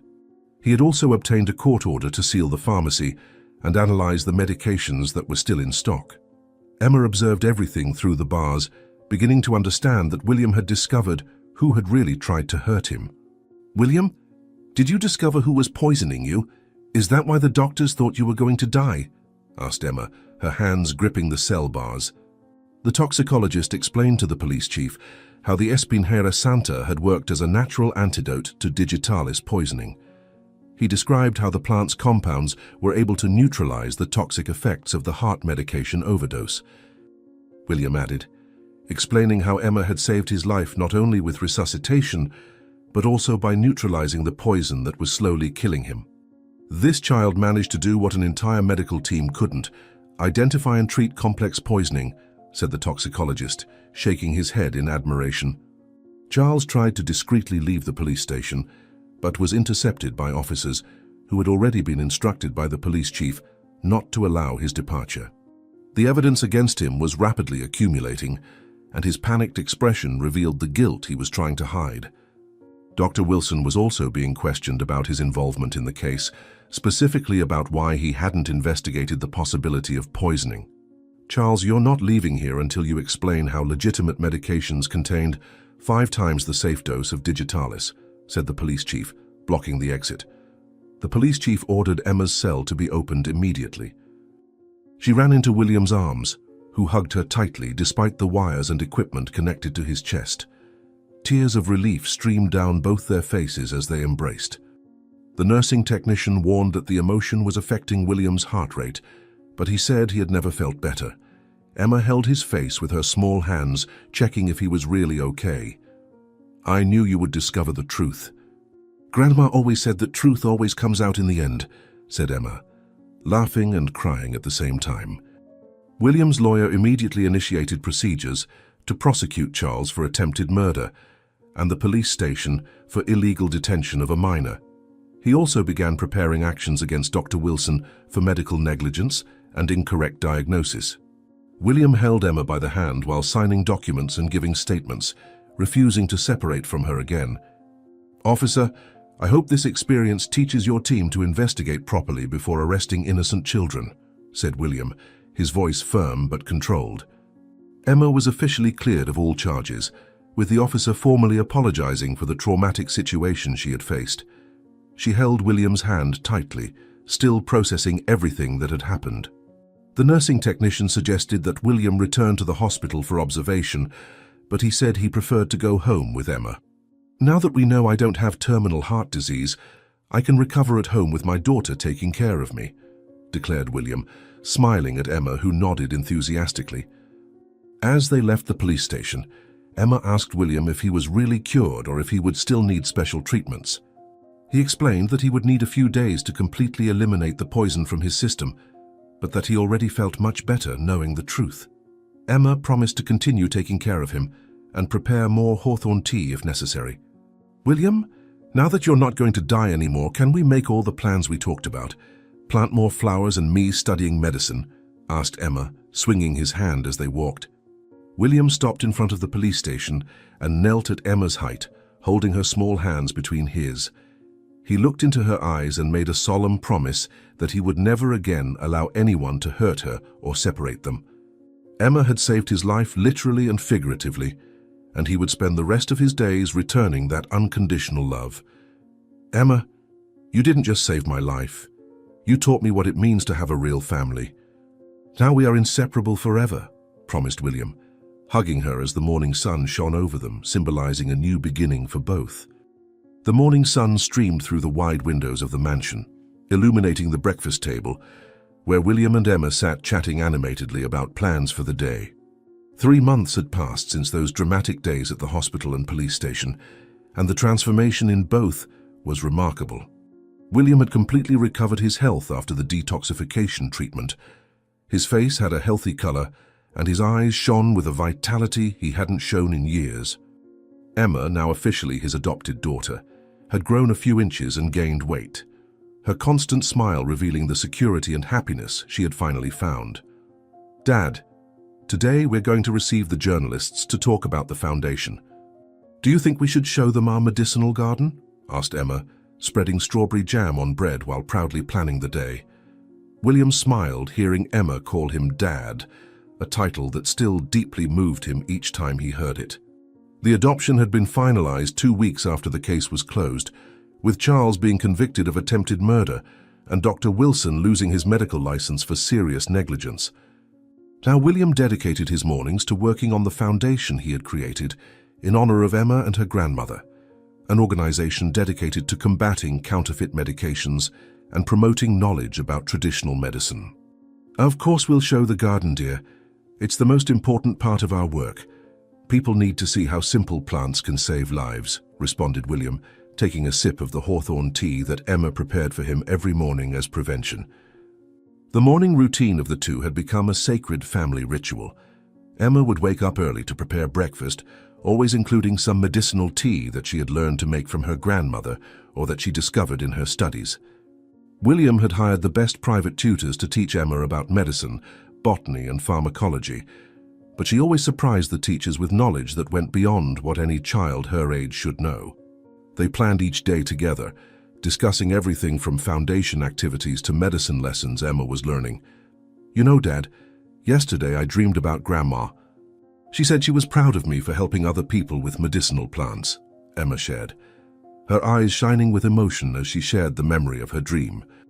After breakfast, they headed to the office that William had transformed into the headquarters of the Thompson Foundation for Traditional Medicine. The walls were covered with photographs of medicinal plants, certificates of recognition from universities and hospitals, and thank you letters from people who had been helped by the Foundation's programs. Emma had her own desk in the office, where she studied and helped catalog information about healing plants they collected from traditional healers from all over the country. "Dad, I received a letter from a woman from the countryside who managed to cure her grandson using the Boldo tea we taught her about. She wants to know if we have more recipes for stomach problems," said Emma, organizing correspondence with the seriousness of a professional secretary. William watched with pride how Emma had developed in recent months. She had not only become his daughter on paper, but also his most important partner in the Foundation's work. Together, they had visited rural communities to document ancestral knowledge about medicinal plants, always with Emma asking intelligent questions and noting details that even William didn't notice. The girl had a natural ability to connect with traditional healers, who saw in her a continuation of an ancient lineage of knowledge. "Emma, you have a special gift for this. It's as if your grandmother's wisdom is alive inside you," said William, stroking her hair as they reviewed reports from their expeditions through the countryside. The office phone rang and Emma answered, with the formality she had learned while helping William with the Foundation's business. It was the hospital where William had been admitted, asking him and Emma to give a lecture to the medical staff about integrative medicine. Since the poisoning case had been revealed, Many doctors wanted to learn about how to combine traditional medicine with modern medicine.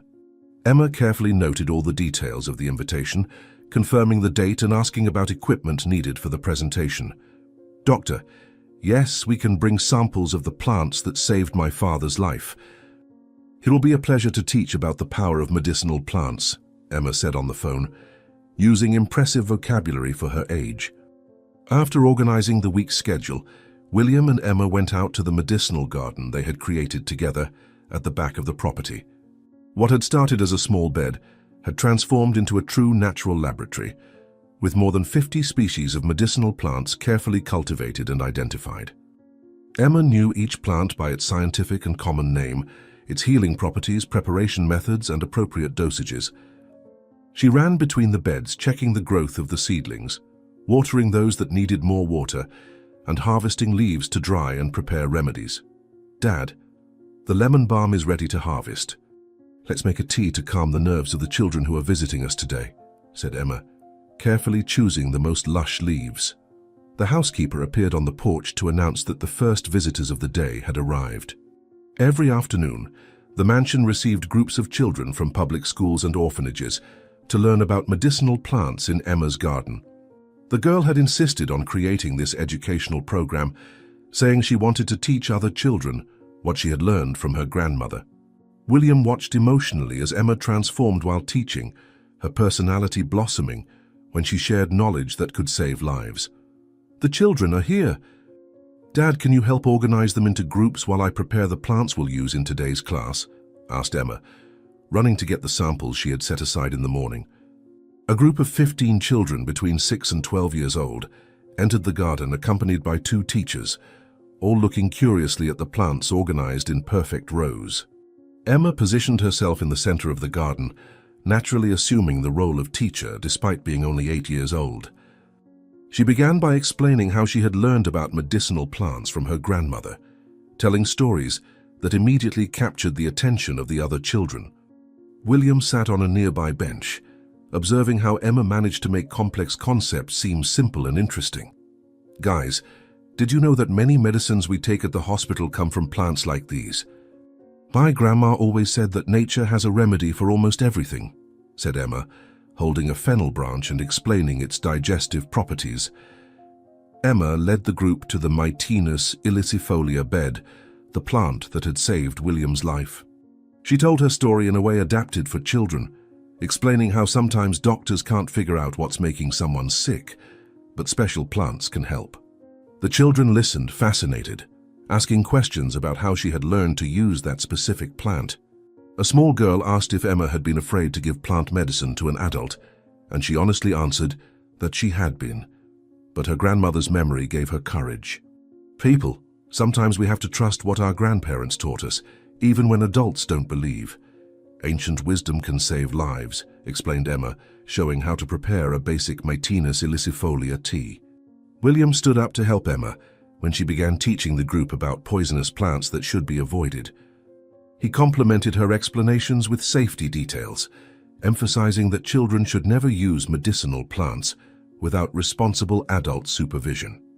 Together, they created a balanced lesson that educated about the power of plants without encouraging dangerous experimentation. The accompanying teachers took notes, impressed with Emma's knowledge and how William supported her teaching. "Children, remember, medicinal plants are like pharmacy medicines. They can help a lot, but we always need an adult who understands to teach us how to use them correctly," said William, reinforcing the safety message Emma had conveyed. One of the visiting children said that his grandmother also knew medicinal plants, but the family had stopped using them because the doctor said it was old-fashioned. Emma patiently explained that traditional medicine and modern medicine can work together. One doesn't need to replace the other. She told how the hospital doctors now studied the plants she used, trying to scientifically understand why they worked. William added by explaining about the foundation and how they were working so that doctors and traditional healers could collaborate. "It's not about choosing between pharmacy medicine or medicinal plants. It's about using everything that can help the person get well," explained Emma, demonstrating impressive wisdom for her age. The group moved to the chamomile bed, where Emma demonstrated how to prepare a calming tea. She asked each child to smell the flowers and describe the sensation, teaching them to use their senses to identify quality medicinal plants. William observed how Emma had developed her own teaching techniques, using methods that engaged multiple senses and made learning memorable. The children laughed when Emma told how William had become too relaxed after drinking very strong chamomile tea, almost missing an important meeting. See, even adults need to learn about correct dosage. So my dad learned that stronger isn't always better, said Emma, drawing laughter from the group. Emma then took the children to see the aloe vera bed, showing how the plant could help with small burns and superficial cuts. She carefully broke a leaf and demonstrated how to extract the transparent gel, explaining that the substance had healing properties. One of the teachers asked where Emma had learned such specific plant management techniques, and she replied that she had studied her grandmother's old books, along with modern botany books that William bought for her. The secret is mixing old knowledge with new knowledge. That way we understand not only how to use it, but also why it works, explained Emma, applying a bit of aloe vera gel to a small scratch that one of the children had on their arm. The class continued at the mint bed, where Emma taught about plants that help with respiratory problems. She had each child chew a small mint leaf, explaining how the refreshing sensation in the lungs could help when someone had a stuffy nose. William complimented the explanation by telling how Emma had prepared mint inhalations for him during his recovery from poisoning. The children were impressed to learn that Emma had actually cared for a sick adult using only plants. People, the most important thing is to observe the person who is sick and try to understand what they need. Sometimes it's something to calm, sometimes to energize, sometimes to cleanse the organism, Emma taught, demonstrating a holistic understanding of medicine that impressed the adults present. During a snack break, the children sat in a circle in the garden while Emma and William served lemon balm tea with homemade cookies. The teachers took the opportunity to ask more specific questions about the educational program and how they could implement something similar in their schools. William explained that the foundation offered basic medicinal plant kits and teaching manuals for interested educators. Emma added that they also made visits to help set up medicinal gardens in schools. Teacher, the best part is seeing children discovering that they can help take care of their families. They feel very proud when they can make a tea that relieves their mother's headache, said Emma, her eyes shining as she talked about the program's impact. After the snack, Emma organized a practical activity where each child planted a basil seedling in small pots to take home. She explained how to care for the plant, how to use the leaves to make digestive tea, and how to identify if the plant was healthy or needed special care. William helped by distributing soil and explaining basic gardening concepts. The children worked with concentration, asking questions about how their plants would grow and if they could plant other species together. Folks, remember to talk to your plants. They like affection and attention, just like people. And don't forget to teach your families about what you learned today, said Emma, checking if each child had planted their seedling correctly. When it was time for the children to leave, they said goodbye to Emma with warm hugs and promises to return to show how their plants were growing. The teachers thanked them emotionally, saying that it had been one of the most enriching educational experiences they had ever witnessed. William and Emma waved from the porch as the school bus drove away, both satisfied with another successful day of teaching. Dad, did you see how interested they were? I think at least 3 of them will want to study medicine when they grow up, said Emma, leaning on William's arm as they watched the bus disappear down the road. With the visitors departing, William and Emma returned to the medicinal garden to care for plants that needed special attention. Emma checked soil moisture in the beds of plants that required more water, while William pruned dry branches and prepared spaces for new seedlings that were waiting to be planted. They worked in comfortable silence, each focused on their tasks but always close to each other. Emma, did you notice how that curly-haired girl paid special attention to the explanations about calming plants? I think she has someone nervous at home who could benefit, observed William, always attentive to the details of visiting children's behavior. Emma nodded, explaining that she had noticed several children asking specific questions that suggested health problems in their families. She always tried to provide information that could help, but always emphasizing the importance of responsible adult supervision. William admired how Emma managed to balance generosity with responsibility, sharing knowledge without encouraging inappropriate use of medicinal plants. Dad, sometimes I feel sad because I know many of these children have families that can't afford a doctor.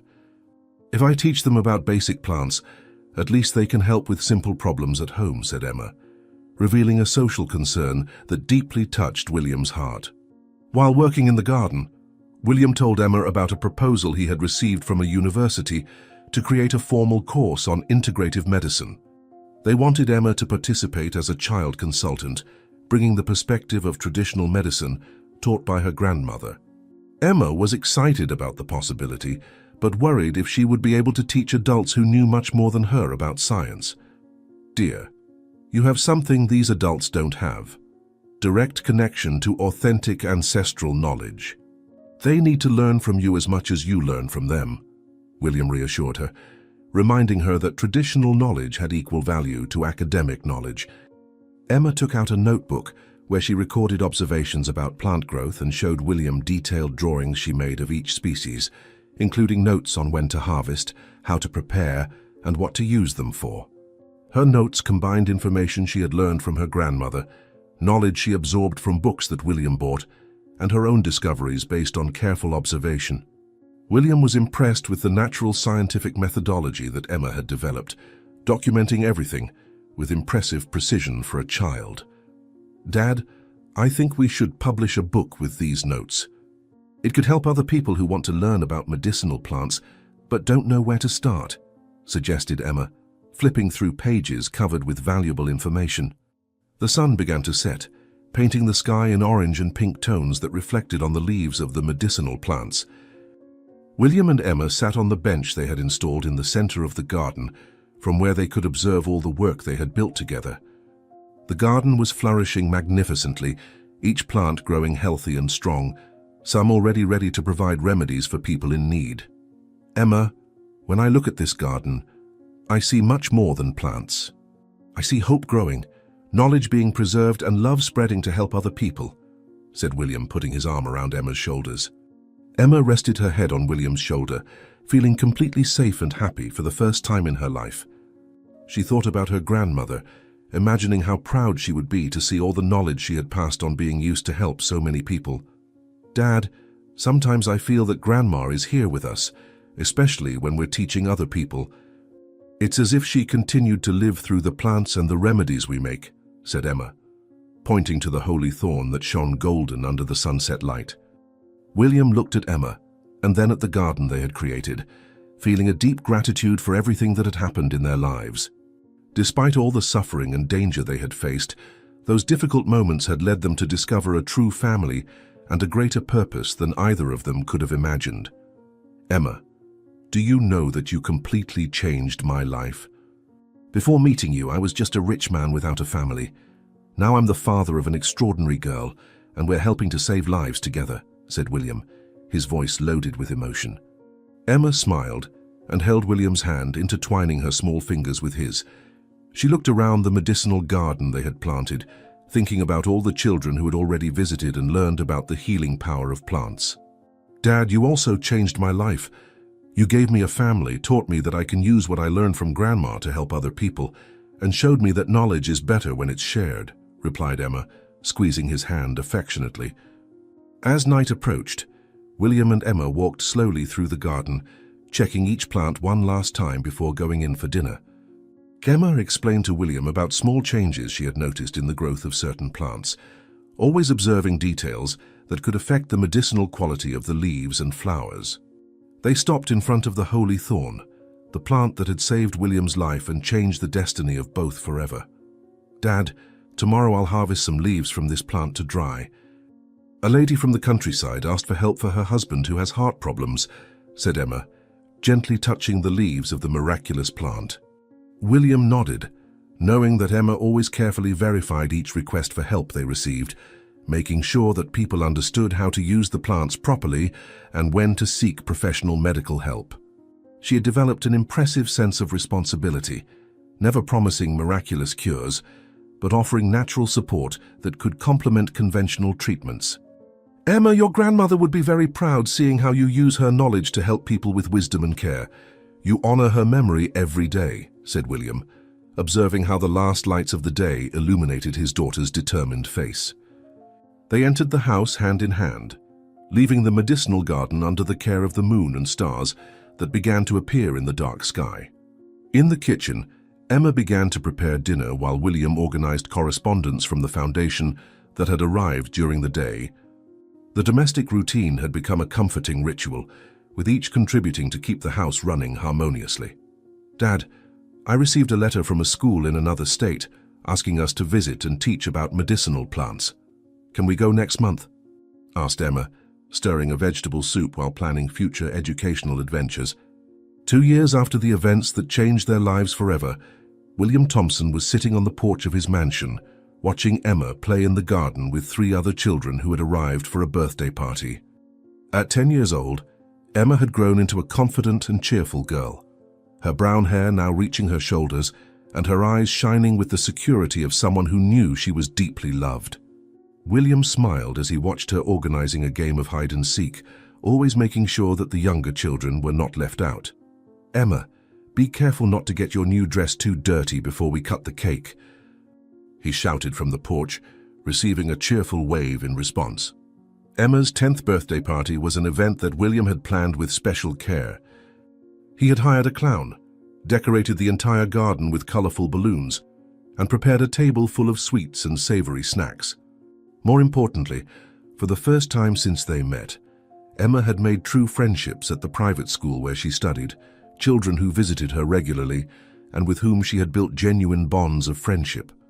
William watched with satisfaction how she interacted naturally with her peers, without the shyness and fear she had shown in the beginning. "It's amazing how she has blossomed. She seems like a completely different child from that frightened girl I met," he thought, feeling paternal pride growing in his chest. The housekeeper approached William carrying a tray with coffee and cookies, smiling as she observed the children's joy in the garden. She had witnessed Emma's entire transformation over the years, seeing how the girl had gone from a traumatized child to a secure and happy young person. "Mr. William, Miss Emma is becoming more like you every day in the way she organizes people. Look at how she coordinates the games for the other children," commented the housekeeper, arranging the table on the porch while watching Emma explain the rules of a new game. William laughed in agreement, noting how Emma had developed natural leadership skills. At school, she was a class representative and always organized projects to help classmates who struggled with their studies. At home, she had taken on small responsibilities, helping to organize foundation events and participating in meetings when subjects interested her. "She has a generous heart and a brilliant mind. I'm certain she will do great things in life," said William, watching Emma help a smaller friend reach a balloon that had gotten stuck in a tree. The phone rang inside the house, and the housekeeper went to answer it. Moments later, she returned with a serious expression, informing him that it was William's lawyer with news about Charles. William sighed, knowing that that chapter of their lives had not yet been completely closed. He went into the house to take the call, leaving Emma playing in the garden under the watchful eye of the housekeeper. "Lawyer, I hope it's good news. I don't want anything to ruin my daughter's birthday," said William, mentally preparing himself for any information he might receive. The lawyer informed him that Charles had been formally sentenced to 12 years in prison for attempted murder and medication falsification. Additionally, all his assets had been confiscated to pay compensation to the victims and cover trial costs. William's cousin was financially ruined and would spend many years in jail with no possibility of causing problems again. William felt a mixture of relief and sadness, knowing that justice had been served, but lamenting that a family member had gone to such extremes out of greed. "At least now I can be sure that Emma will always be safe. Charles can no longer threaten our family," said William, thanking the lawyer for the information. When William returned to the porch, he found Emma sitting on the steps, waiting for him, her curious eyes studying his expression. She had developed a special sensitivity for perceiving when something important happened, always offering emotional support when William needed it.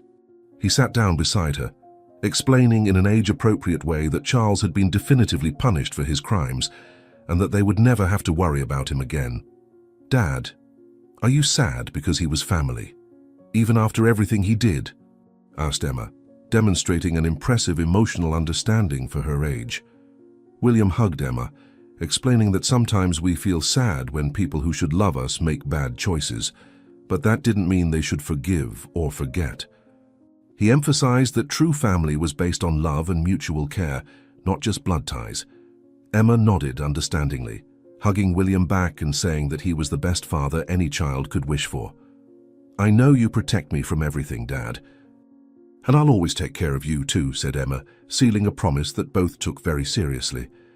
The other children called Emma to resume playing, and she ran cheerfully back to the garden. William remained watching from the porch, reflecting on how their lives had changed dramatically in recent years. His former solitary existence focused solely on business seemed like a distant dream compared to the joy and purpose that Emma had brought to his life. He had discovered that being a father was infinitely more rewarding than any business success he had ever achieved. "Who would have thought that an 8-year-old girl would completely change my perspective on what really matters in life?" he thought, smiling as he watched Emma teaching a dance to her friends. Later that afternoon, after all the guests had left and the party remnants were organized, William and Emma sat in the library for the ritual they had developed of talking about the day before dinner. Emma excitedly told about the presents she had received, about the games she enjoyed most, and about how happy she was to have true friends for the first time in her life. William listened attentively, asking questions and sharing his own joy at seeing her so happy. "Dad, thank you for making such a beautiful party. It was the best birthday of my life," said Emma, hugging William tightly. During the conversation, Emma casually mentioned that one of her friends had asked about her biological mother, something that hadn't happened for a long time. William became alert, knowing this was a delicate issue that occasionally resurfaced in Emma's mind. She explained that she had told her friend that her real mother was there at the party, referring to the housekeeper, who lovingly cared for her every day. William smiled, understanding that Emma had found her own way to deal with abandonment. "Emma, you know you can ask me anything about your history whenever you want, right?" said William, always keeping the door open for difficult conversations. Emma nodded, explaining that she rarely thought about the woman who had sold her, because her real life had begun the day William brought her home. She said that sometimes she felt curious about what might have happened to that woman, but that she didn't miss her or want to see her again. For Emma, family was William the housekeeper, the house staff who treated her with affection, and the friends she had made. "Dad, I don't need anything more than what I already have. You gave me a perfect family," said Emma, showing an emotional maturity that constantly impressed William. William took the moment to tell Emma that he had received information about the woman who had sold her. Through private investigators, he had learned that she had moved to another city and continued living a troubled life, involved with dangerous people and showing no interest in knowing about Emma. William had decided not to seek contact, protecting Emma from possible disturbances, but kept himself informed to ensure that the woman never tried to claim rights over her daughter. "Darling, sometimes people make choices that lead them down paths of no return. She made her choice and we made ours," explained William, protectively hugging Emma. Emma listened to the information without showing disturbance, only scientific curiosity about how a mother could abandon a child. She said that sometimes she wondered if other children went through similar situations and how they could be helped. William was touched by Emma's concern for other minors in vulnerable situations, another demonstration of her generous heart. "Dad, do you think we could help other children who need a family? Not necessarily adopt them, but maybe help in other ways?" asked Emma, her eyes shining with altruistic ideas. Emma's question deeply touched William, who had been thinking about the same issue recently. He explained that he had considered expanding the Foundation's work to include support programs for orphaned and abandoned children. Emma was excited about the possibility, suggesting ideas about how they could help other children find loving families or at least receive proper education and care. "It would be wonderful if we could make other children feel as loved as I feel," said Emma, already mentally planning ways to expand her positive impact on the world. As the night progressed, William and Emma had dinner together in the dining room, talking about plans for the approaching school holidays. They had planned a trip to Europe, where they would visit museums, historical monuments, and also learn about social projects that could inspire improvements in their own foundation. Emma was particularly excited to visit ancient libraries and famous universities, nurturing dreams of studying medicine at a prestigious institution when she grew up. "Dad, do you think when I grow up I'll be able to help even more people than I help now?" asked Emma, cutting the leftover birthday cake from the party. William looked at Emma with absolute pride, seeing in her not only his beloved daughter, but also a young woman who had the potential to make significant differences in the world. He explained that he was already impressed with everything she had accomplished at 10 years old, and had no doubt she would become an extraordinary adult. "Emma, you've already changed many lives, starting with mine.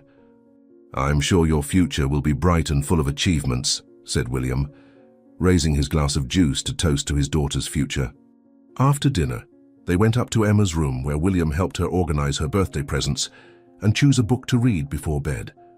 The room had been recently redecorated, reflecting Emma's growing interests in science, literature, and art. The walls were covered with academic recognition certificates, photos of special moments with William, and drawings she had made over the years. "Dad, when I look at this room, I remember how lost I felt before I met you. Now I feel truly at home," said Emma, hugging William before lying down. William tucked Emma into bed, kissed her forehead, and sat in the chair beside the bed to read a few pages from the book she had chosen. It was a ritual they had maintained since their first days together, a moment of quiet connection that both deeply valued. While reading, William observed Emma's serene face, feeling infinite gratitude for all the events that had led them to find each other. "Good night, my dear daughter. Dream of beautiful things," he whispered when he finished reading, turning off the bedroom light. William went down to his personal library, where he usually spent a few hours reading before bed. That night, however, he simply sat in his favorite armchair, reflecting on the extraordinary journey he had lived with Emma. From a lonely man on the brink of death, he had become the father of an exceptional girl and had found a purpose in life that went far beyond accumulating wealth. "Emma saved me in every possible way. She gave me a reason to live and taught me what it means to love unconditionally," he thought, smiling as he recalled special moments they had shared. As the house grew quiet and the night progressed, William said a silent prayer of gratitude for everything that had happened in their lives. Despite all the difficult and dangerous moments they had faced, he wouldn't change anything, because each experience had led them exactly where they should be, together, as a true and inseparable family. "Thank you for bringing Emma into my life. I promise to always be the best father I can be for her," he murmured, looking at the staircase leading to the room where his daughter slept peacefully, knowing she would wake up the next day in a home full of love and endless possibilities.